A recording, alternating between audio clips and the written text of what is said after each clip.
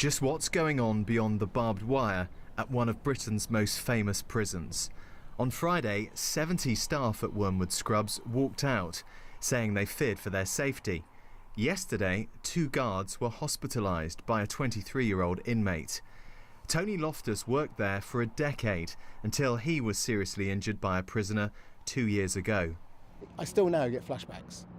It's amazed me because I thought I was strong enough to sort of cope with all that stuff. But still getting flashbacks now, still getting, I have nightmares occasionally, and I'm very nervous in some crowded areas, which is totally out of my character. I was never like that before. He blames government cuts for a rise in violence. The cutbacks in the last few years have been intolerable.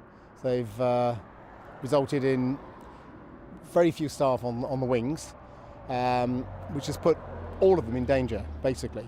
I mean, to go into work in here now is a very, very dangerous place. The prisoners know this as well. They know that it's unsafe. The atmosphere is bad. The morale of the staff is terrible. And today came this dire warning from the local MP.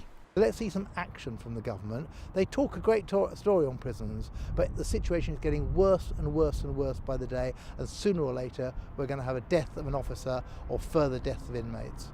The government was forced to defend the prison in the House of Commons. We have an excellent new governor in the prison who has a good record, and I believe he has the best possible chance of making sure that the prison improves on those issues. We actually have 15 officers over and above the benchmark level within Wormwood Scrubs. But only last month, Wormwood Scrubs was judged to be overcrowded and rat-infested. There were accusations, denied by inspectors, that the final report had been watered down.